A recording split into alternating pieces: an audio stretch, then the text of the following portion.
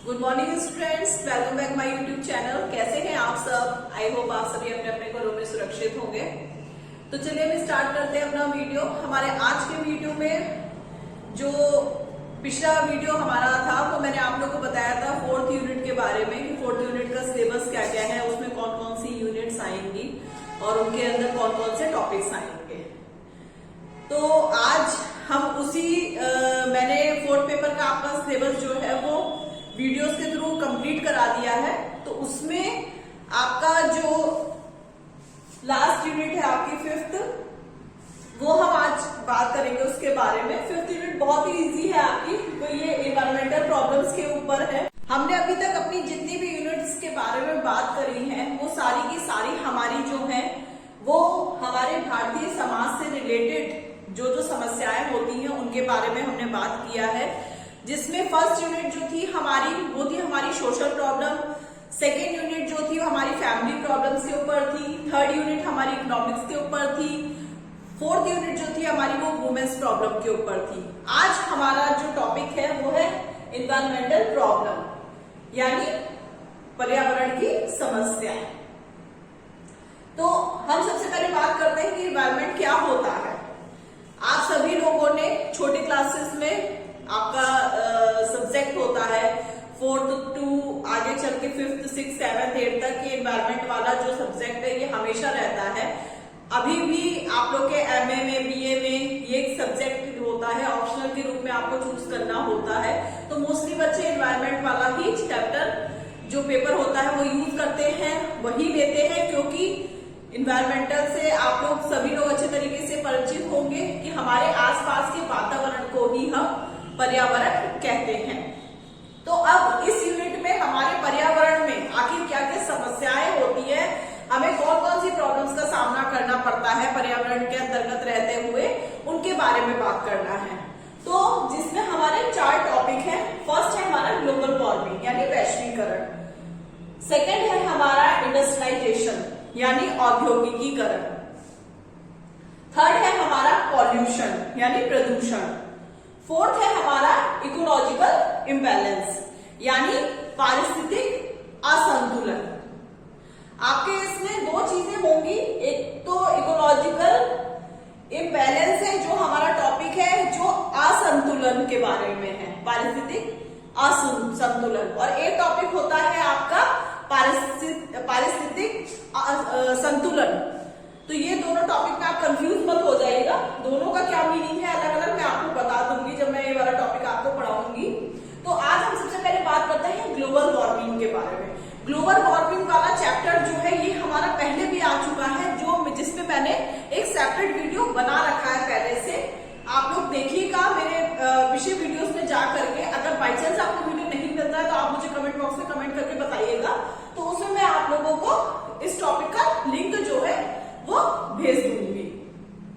तो global warming क्या होता है? हमारे वायुमंडल में जो ग्रीन हाउस गैसेस हैं, जैसे ग्रीन हाउस गैस क्या क्या हो गई आपकी, मीथेन हो गई, CO2 कार्बन डाइऑक्साइड हो गई, आपकी क्लोरोफ्लोरोकार्बन हो गई।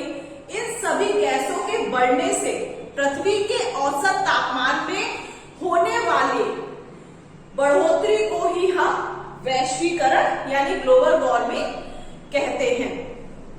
इस ग्लोबल वार्मिंग की वजह से जो हमारी पृथ्वी की जलवायु है उसमें कहीं ना कहीं दिन प्रतिदिन चेंजेस जो है वो आते रहते हैं।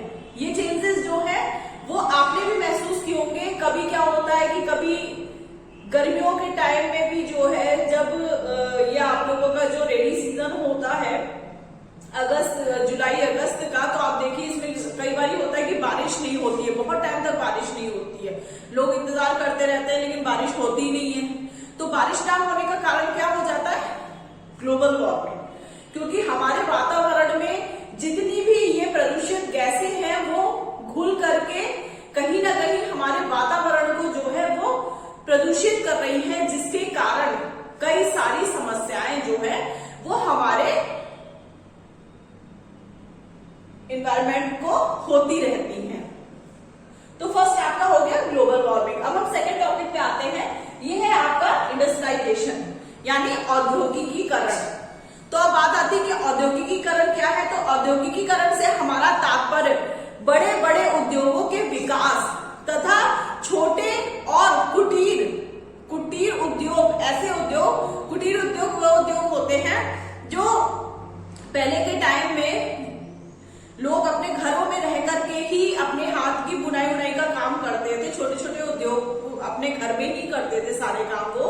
जैसे मान लीजिए कोई सिलाई कढ़ाई का काम है या बर्तन, मिट्टी के बर्तन बनाने का काम है, ये सारे धंधे जो थे वो लोग क्या करते थे? अपने घरों में करते थे। इन्हें कुटीर उद्योग कहा जाता है। तो ये जितने भी उद्योग या धंधे थे ये वाले, उनके स्थान पर बड़े पैमानों में मशीनों की व्यवस्था को प्रयोग करना ही आपका जो है वो औद्योगिकीकरण कहलाता है। अब औद्योगिकीकरण जो है क्या है? ये एक सामाजिक व आर्थिक प्रक्रिया है।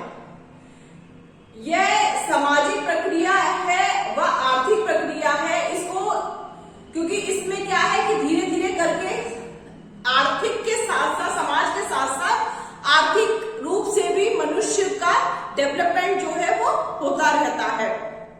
अब जो हमारी औद्योगिकीकरण की प्रक्रिया जो है वो वास्तव में इसकी शुरुआत जो है वो 18वीं शताब्दी में इंग्लैंड में हुई थी। मैंने आप लोगों को जब मैं स्टार्टिंग में आप लोगों को समाजशास्त्र के बारे में पढ़ा रही थी तो उसमें मैंने आप लोगों को एक औद्योगिक क्रांति के बारे में भी पढ़ाया था। तो औद्योगिक क्रांति में ही ये औद्योगिकीकरण का वर्णन भी मैंने आप लोगों को बताया है कि औद्योगिकीकरण क्या होता है।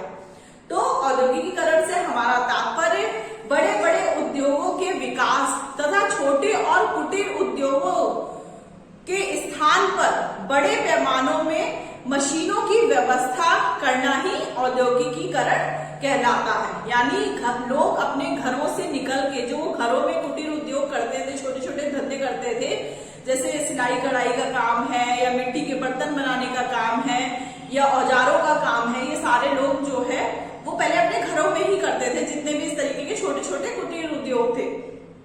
लेकिन उसके बाद क्या हुआ? जब औद्योगिकीकरण का विकास हुआ तो वो लोग अपने घरों से निकल करके बड़ी बड़ी मशीनों में, कारखानों में जाकर के कार्य करने लग गए। अब हमारी बात आती है नेक्स्ट, थर्ड, पॉल्यूशन क्या है?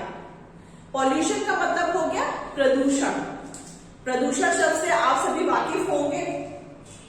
तो वायु, जल, मिट्टी आदि का अवांछित द्रव्यों से दूषित होना, जिसका असर सजीवों पर यानी मनुष्यों पर या जीवों पर प्रत्यक्ष रूप से विपरीत प्रभाव डालता है, इसको हम प्रदूषण कहते हैं। इस पूरी प्रक्रिया को हम प्रदूषण कहते हैं। तो आपको पता होगा कि प्रदूषण जो है वो कितने प्रकार के होते हैं। प्रदूषण कई प्रकार के होते हैं, जिसमें कुछ मेन जो है वो 4-5 उसके पॉइंट होते हैं। जिसमें पहला हो गया आपका वायु प्रदूषण, सेकेंड आपका हो गया जल प्रदूषण, थर्ड आपका हो गया ध्वनि प्रदूषण, फोर्थ आपका हो गया मृदा प्रदूषण। तो ये सारे प्रदूषण जो हैं उनके बारे में आपने छोटी क्लासेस में भी पढ़ा होगा, या आपके जो बच्चे हैं या भाई बहन जो हैं वो भी इन टॉपिक्स के बारे में बहुत अच्छे से जानते होंगे, क्योंकि ये बहुत कॉमन सा टॉपिक है। ये बच्चों के साइंस में या सोशल स्टडीज में अक्सर ये चैप्टर जो है वो डाल दिया जाता है, ताकि बच्चों को इसके बारे में अधिक नॉलेज होती रहे। अच्छा, जो प्रदूषण वाला हमारा टॉपिक है, इसमें प्रदूषण के साथ एक टॉपिक और आता है प्रदूषक। कई बारी बच्चे इस टॉपिक में कंफ्यूज हो जाते हैं कि प्रदूषण क्या है और प्रदूषक क्या है। तो प्रदूषण मैंने आपको बताया कि वायु, जल, मिट्टी आदि का अवांछित द्रव्यों से प्रदूषित होना, जिसका सजीवों पर प्रत्यक्ष रूप से विपरीत प्रभाव पड़ता है, उसको हम प्रदूषण कहते हैं। ठीक है। और प्रदूषण क्या होता है? प्रदूषक वे पदार्थ जो प्रदूषण फैलाते हैं, वे पदार्थ जो प्रदूषण फैलाते हैं उन्हें हम प्रदूषक कहते हैं। प्रदूषक वे भौतिक, रासायनिक या जैविक पदार्थ होते हैं जो अनजाने में ही हमारे वातावरण में निष्कासित यानी फैल जाते हैं। अब हमारा नेक्स्ट लास्ट टॉपिक है इकोलॉजिकल इम्बैलेंस यानी पारिस्थितिक असंतुलन। तो सबसे पहले हम बात करते हैं पारिस्थितिक असंतुलन की। तो पारिस्थितिक असंतुलन क्या होता है? तो किसी पारितंत्र में विभिन्न जीवों के समुदाय में परस्पर गतिक सभ्यता की स्टेज ही जो है वो पारिस्थितिक असंतुलन कहलाती है। अब हम बात करते हैं पारिस्थितिक संतुलन की।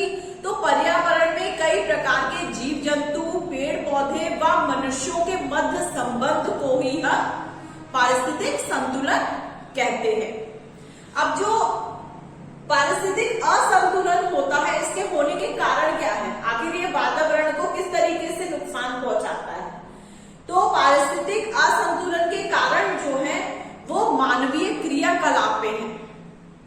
जो मनुष्यों के द्वारा किए गए कार्य हैं वो कहीं ना कहीं हमारे वातावरण को पारिस्थितिक रूप में असंतुलित कर देते हैं, क्योंकि मानवीय क्रियाकलाप ऐसी होती हैं जिसके कारण जीव जंतु जो है वो धीरे धीरे करके विलुप्त होते जा रहे हैं। फॉर एग्जाम्पल के लिए लोग जो हैं वो अपने घर बनाने के लिए या कई चीजों का निर्माण करने के लिए धीरे धीरे करके पेड़ पौधों को, वनों को काटते जा रहे हैं, जिसके कारण हमारे जीव जंतुओं को रहने का स्थान नहीं मिल पाता, जिसके कारण जीव जंतु कहीं ना कहीं हमारे पर्यावरण से विलुप्त होते जा रहे हैं। तो ये सारी बात हो गई आपकी, जितने भी आपके टॉपिक थे ये एनवायरमेंटल प्रॉब्लम्स के बारे में। ये टॉपिक जो है वो बहुत ज्यादा लेंथी नहीं है, इंपॉर्टेंट है। इनसे रिलेटेड क्वेश्चंस आ सकते हैं आपके एग्जाम में, तो आप अच्छे से इनको तैयार कर लीजिएगा। आप किसी साइंस की बुक में भी देखेंगे तो भी आपको ये टॉपिक इजीली मिल जाएंगे। और अगर इन टॉपिक से रिलेटेड कोई प्रॉब्लम होती है तो आप मुझे कमेंट बॉक्स में कमेंट करके बता सकते हैं। मिलते हैं हम अपने नेक्स्ट वीडियो में। Thank you.